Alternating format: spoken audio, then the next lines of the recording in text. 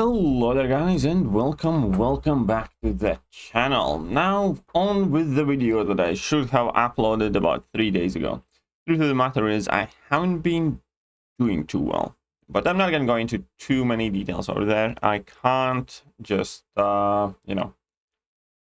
nothing forever, so we're getting back to it.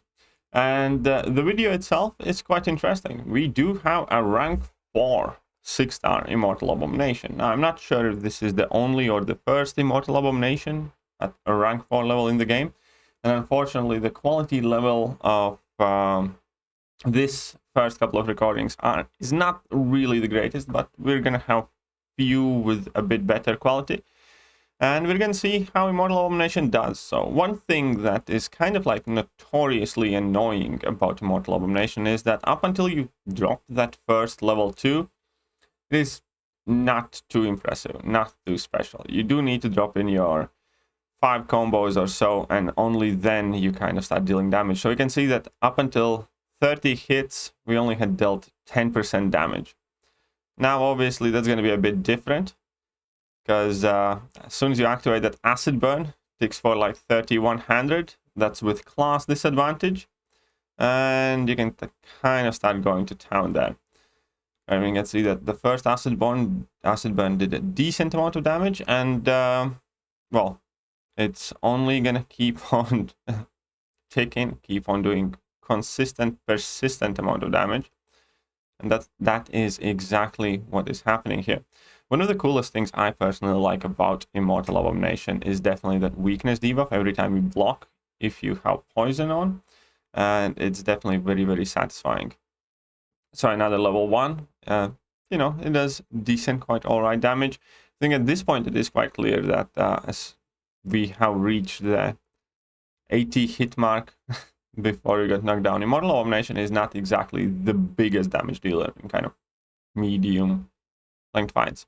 However, despite spamming special attacks and doing all that stuff, we can see that Immortal Abomination has done extremely well, sustaining the health it has, mitigating recoil and everything else. I'm not here to sell you on Immortal Abomination as a champion, but much more to show what a rank 4 looks like. Right, so let's go to a Star-Lord fight. Now, Immortal Abomination might do quite a bit better in the Star-Lord fight. Whoopsie, I think that... Yeah, I think this... 1 second there, guys. Let me try and correct this. Here we go. I don't know why I changed the dimensions of this recording. It's probably different though. It's probably because it's in a higher quality as well. This should be about fine now. Much better. Much better now in terms of quality. And, well, these fights in Labyrinth of Legends are a bit different, because instead of doing your base ramp up and straight going to a level 2, you can do your level 3s first and make sure that your toxic auras are more potent. And that means we should be able to see some better numbers very, very soon. So we had Star-Lord 7 poisons, even though we didn't have toxic aura active, but the first level 1 there, and we're going straight into some nice level 3 animation. It's like not vindictive at all.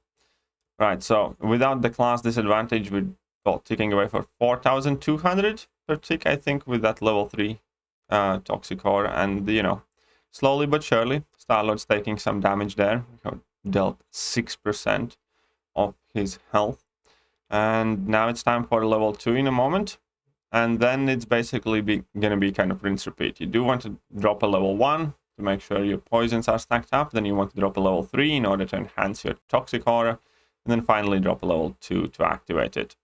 And that's about all she wrote. So he's going in for a full combo here. Level 1, why not?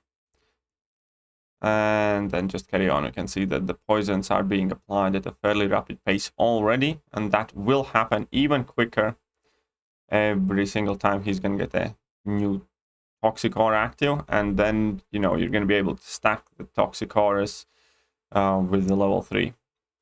So hopefully we're going to see some good numbers. I actually haven't seen all of these fights here yet myself. Right, so here we go. 4,000 a tick. That's as it was before. Still spamming level 1. See if he goes for the second stack or he has decided to work with one. But either way, Star-Lord is definitely going down at a fairly good pace, I would say. Especially once you do manage to hit him whilst the Toxic Aura is active. No, whilst Acid Burn is active, my bad. I always mix up those two, Toxic Aura and Acid Burn. And here we go, another level 1. Very straightforward. Now, it does not seem that he will go for another level 3 to kind of like, you know, get more stacks of the Acid Burns. But it's fair enough. Star-Lord is going down quite quickly enough either way. Let me just fast forward a bit more in this fight. Second. It's a very straightforward fight at this point as well. You can see that Immortal Abomination is at 46%. The one trick with Immortal Abomination is you don't want to have too many poison stacks on you as well at any given time, because even though you do reduce the amount that poison reduces your healing, it still does. And we can see that the willpower heal is becoming less effective with each poison stack. So at 11 poisons, you're only healing up 35. And that's not a lot of healing. Ideally, you want to only have like 2 to 5 poisons and kind of stick to that. But still, Immortal Abomination, perfectly healthy, spamming those level 1s, some decent numbers there. And it's been quite a fight already at this point. I don't know what is the real hit count. You can see it by the end. And yeah, it's kind of unfortunate that we did not see him stack up multiple acid burns with the level 3. But still, at least you will have quite decent idea on the base numbers, how much acid burn deals in damage, how much each poison does, so on and so forth. So last 7% left on the Star-Lord here.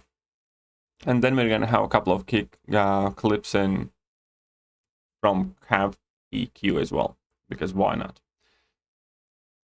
So here we go. Clapping it down.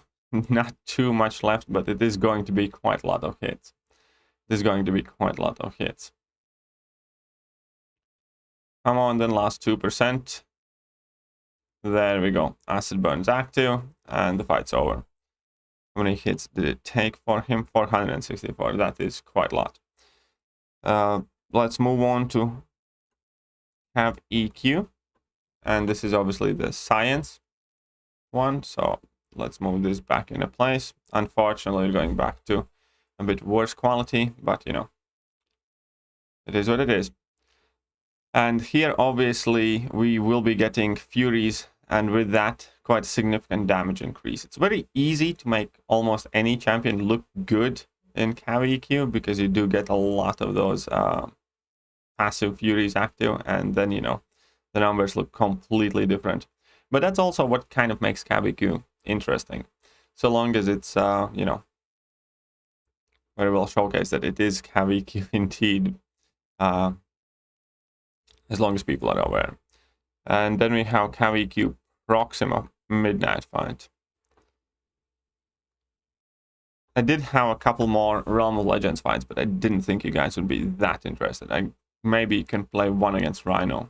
That, you know, with a class advantage should be quite interesting. And this is the Cav EQ Proxima Midnight boss. So let's see how well this Immortal Abomination does here. Right, so get tagged there, unfortunately, but you know, still not too bad, because you get to drop level 2 quicker. And as soon as level 2 is dropped, the fight already kind of like starts properly. That's how I always look at fights whenever I'm using Immortal Abomination.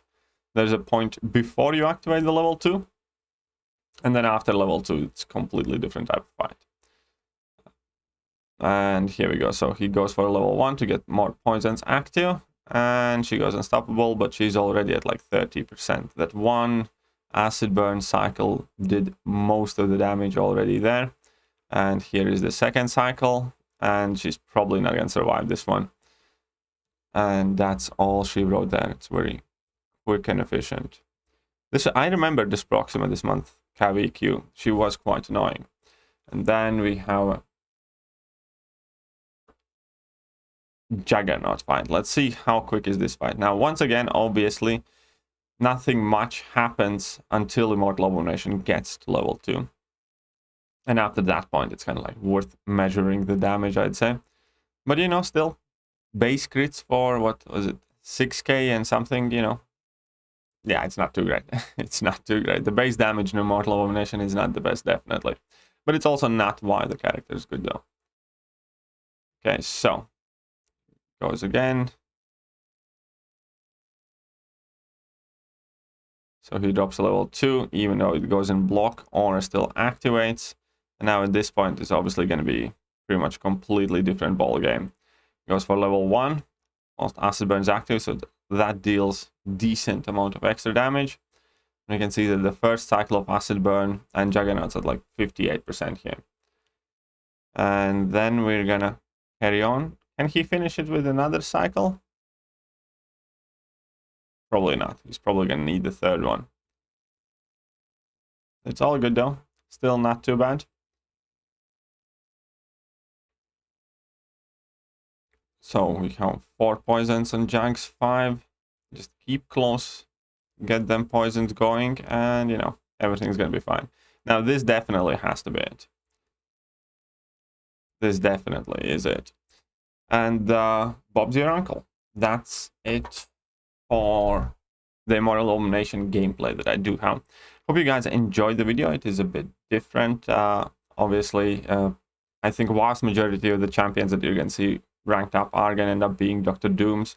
Therefore, as and when I get a chance to showcase some other rank 4 6-star champions, I will do my best to do so. And once again, huge thank you to my alliance mate for sending over the footage. And that is it for now. I hope you guys enjoyed it, and I'm going to see you guys soon. Laters.